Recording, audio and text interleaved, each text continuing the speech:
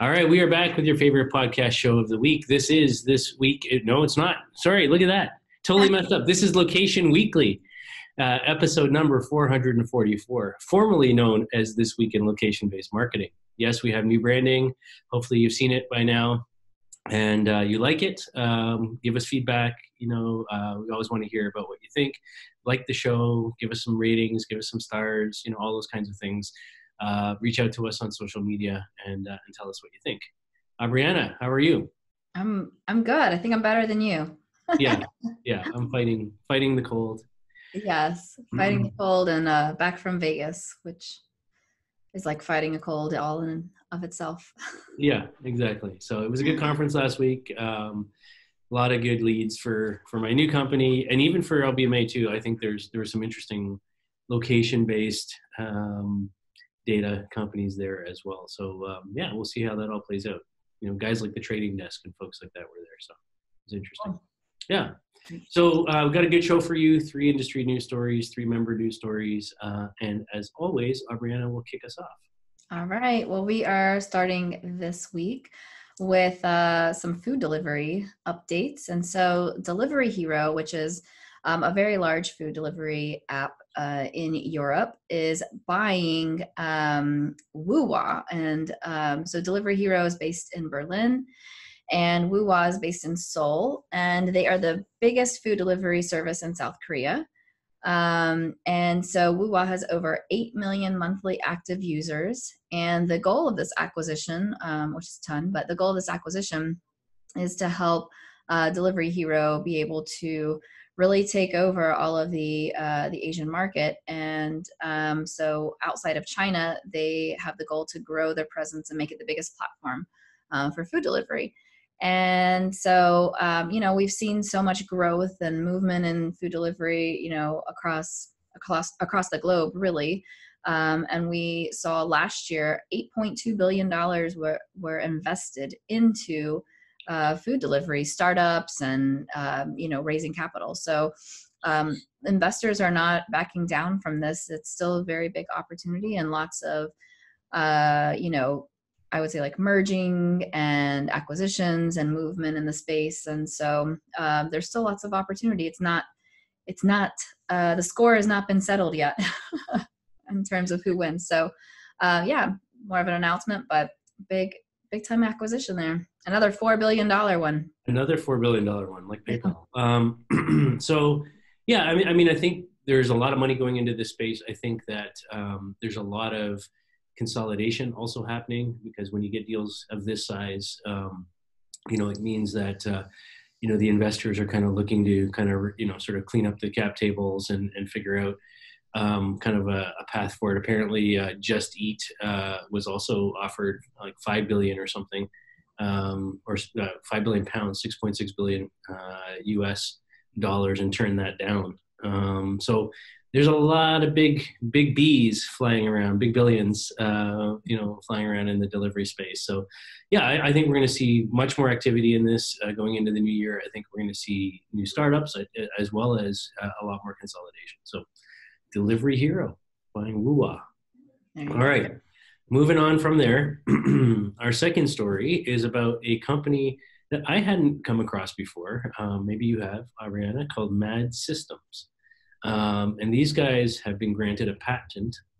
It's patent number 10,484,818. It's a system and method for providing location information about registered users based on facial recognition. Their system is called Looking Glass Concierge. It uses facial recognition to identify and locate people, and then it logs each member into a group, either using pre-entry data submitted prior to the visit, on-site using a self-service kiosk with assistance from a staff member, or various other methods. So basically they're, like a lot of people, they're trying to build audiences and profiles. In this case, they're tying it specifically to facial recognition. We know the challenges that this is facing in the North American market, but obviously in markets like China, this is like everyday business. So I think for me, it's just a matter of time before this becomes sort of table stakes here. We use it all the time, whether it's to unlock our phones or what have you. just a question of the commercial applications of that. And I think too, while they're talking about facial recognition, I think there's a clear distinction in the market today between facial recognition and facial detection. So obviously one recognizes the person, the other one is really more about mapping the face geometry to understand whether it's male, female, approximate age, all those sorts of things. And I think we'll see a lot more of the latter going into 2020, but I think there's certainly a market on the rise for both detection and recognition in this space. So yeah, check them out, Mad Systems. What do you think? I have heard of Mad Systems before, and you know how I feel about the facial recognition, that it is borderline creepy, but there also is a convenience factor. And you think about things like you mentioned, unlocking our phone, or what about when you use Clear to travel, you are using some level of facial recognition there. And so I think that for ease of use and for certain and specific use cases, it makes a lot of sense. For checking in, for some type of automated payment, or something like that. Just the convenience factor alone, I think, it allows people to be more open to using this type of technology, even in North America. But I think that they just have to be sensitive about the use cases and how they utilize it, and that they're giving something of equal value in exchange for it. So I like the story. I like that they're testing out new things, and a patent is interesting. So yeah, and they're seeming to focus it around high-end AV experiences, amusement parks, museums, those types of things. So I can see it there for sure in terms of creating real interesting visual and potentially auditory type of synergies there with this type of data by understanding kind of who's there and all of that. So when I was reading the story, I was kind of thinking about what we talked about last week with media and some of the other sort of these sort of sensory marketing companies that are really doing a lot in the space. So anyhow, check it out, Mad Systems. All right, moving on to our ride-sharing company number 2, Lyft. So Lyft is actually rolling out something new that I don't think Uber has done.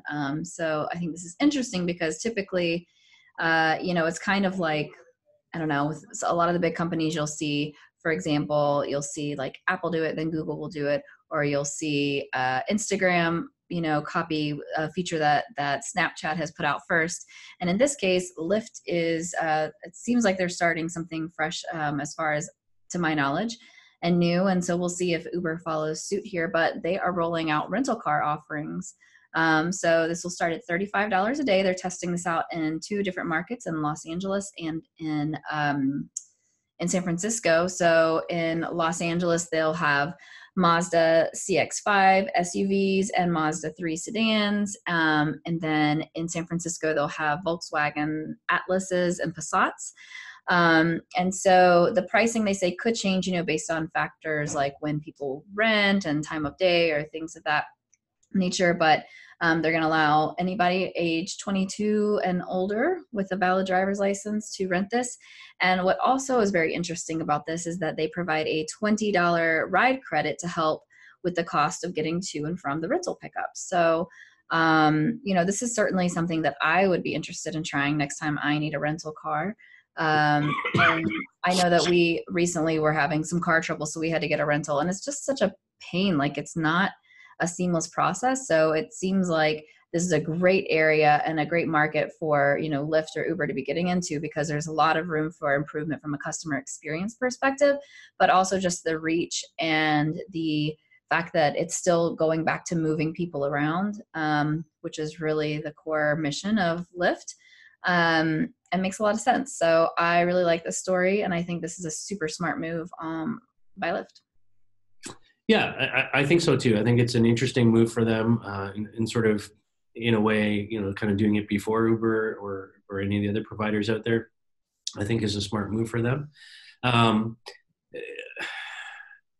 Like they go out of their way in the announcement to kind of talk about integration with Android Auto and Apple CarPlay and all of that. I'm like, who cares? That doesn't matter to me. But the fact that I can rent a car from them at this kind of flat rate, makes sense to me. I love the discount in terms of getting people there.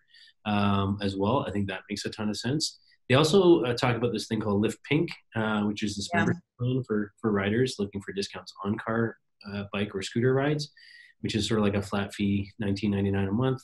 And that includes like 15% discounts on all car rides. So I think you're going to see more and more of this type of sort of subscription service. And I think I was talking to some other folks here in Toronto recently who live in the downtown core, and they don't have a car, and their kids are like not interested in getting their driver's license and all of that, right?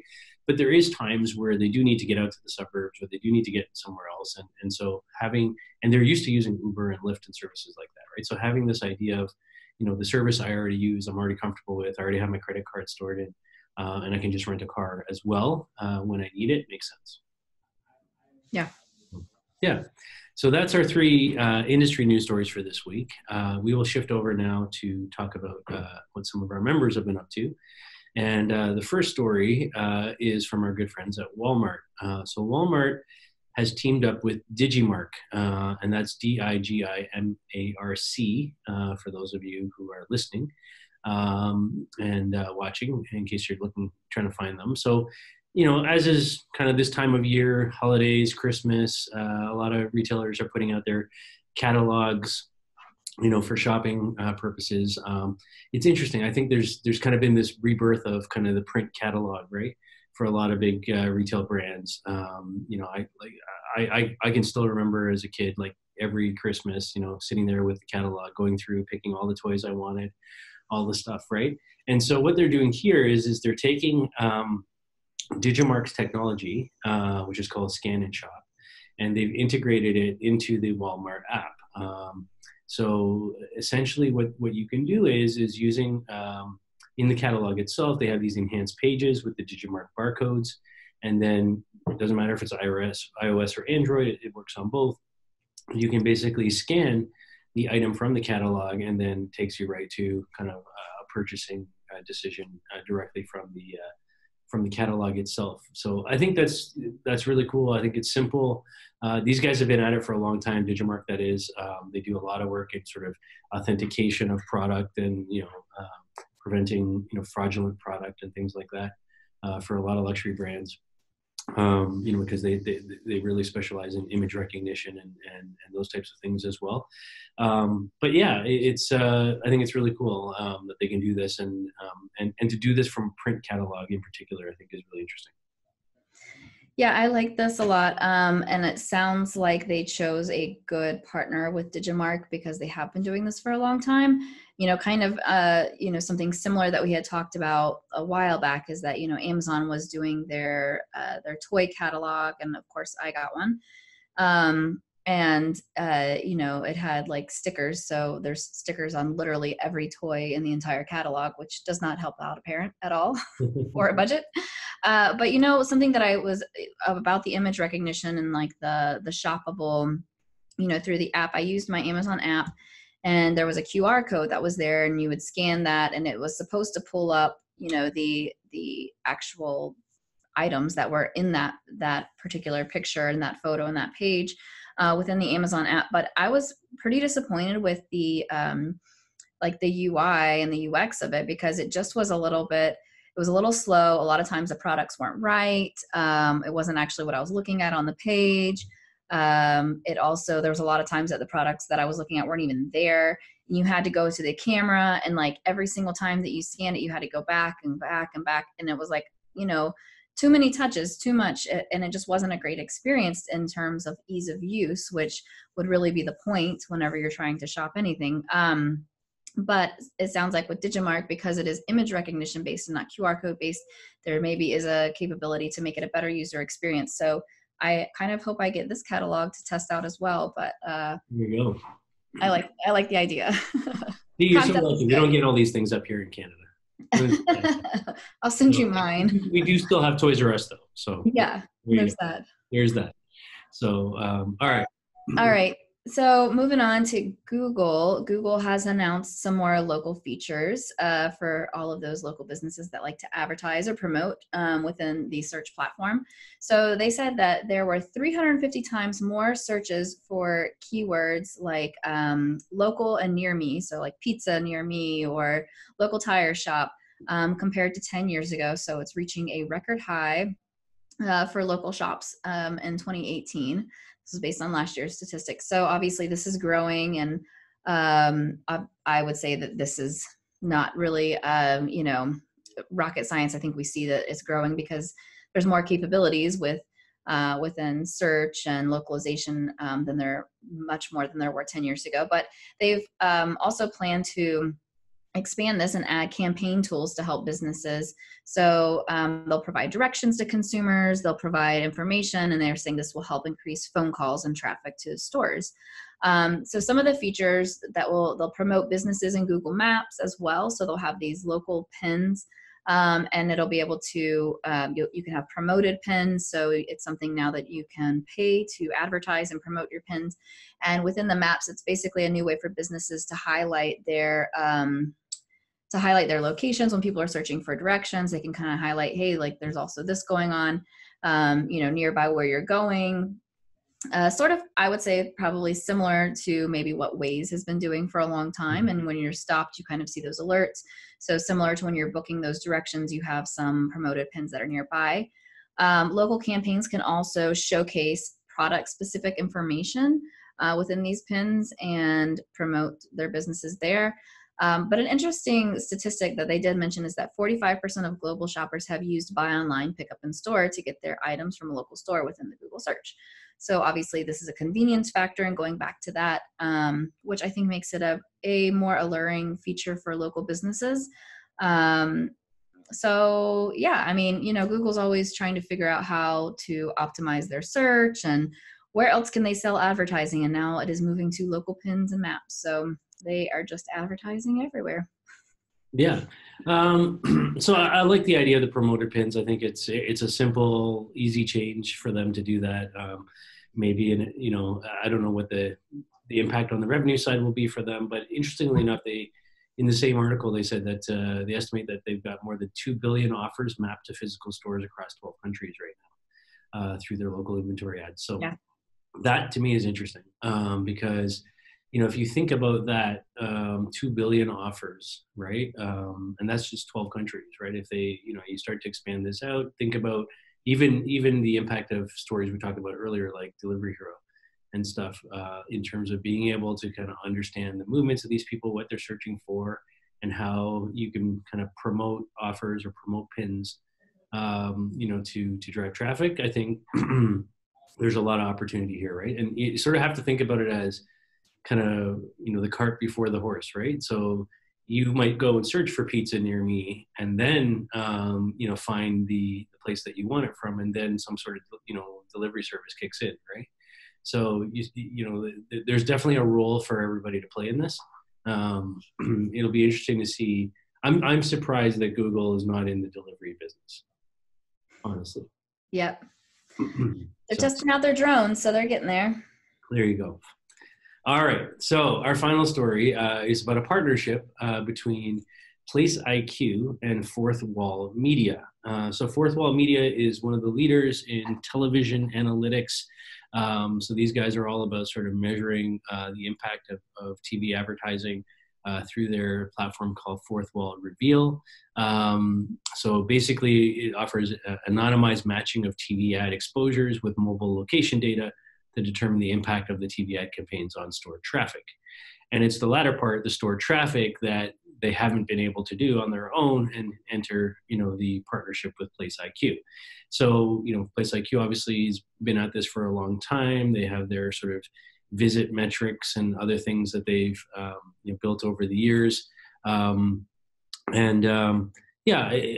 at the end of the day, regardless of what media it is, in this case it's television, but could be out of home, could be radio, could be whatever. I think the industry overall, the media buyers overall, are looking for ways to get better attribution and understand, not just did somebody see that ad, but did that ad actually result in traffic? And furthermore, I think maybe this partnership doesn't even go far enough. Is, yeah, okay, we can attribute the traffic, but did that traffic actually convert into some sale or purchase?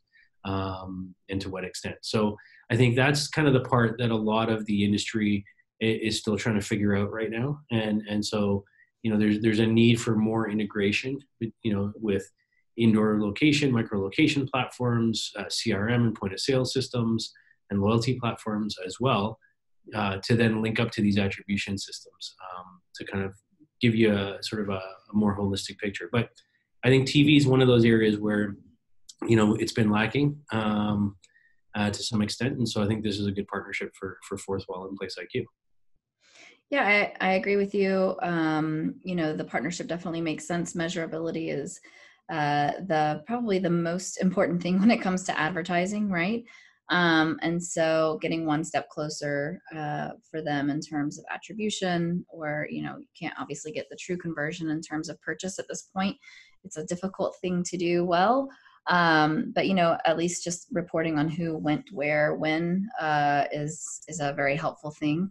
And obviously, I think that the TV space is huge, and I think we're going to see a lot more of these types of partnerships, and the ability to sort of measure and attribute over the next year. It's not going anywhere, right? I mean, they say $70 billion invested in TV advertising, annually. Yeah. So that's a big number, right? 70 billion. And I wonder, like, what the split is these days between sort of like broadcast TV and kind of the over to the top Netflixes and Primes and Disneys and whatever now, right? Ad spend? Yeah. I recently heard some of the statistics. I think that it's still obviously much heavier on linear than it is on OTT or CTV, but it's definitely growing. And I think next year it's going to almost double what it did this year. So. All right. Well, that's our show for this week. You've been listening to episode number 444 of Location Weekly. Yes, that I'm going to keep saying that until I get it. That's the new name of our LBMA podcast show. Thank you for listening and watching every week. We hope you like the new branding. Please reach out to us and give us story ideas, feedback. Tell us what you think. We love doing the show every week for you. Brianna, have a great week, and everyone else too. Happy holidays. Bye. Bye.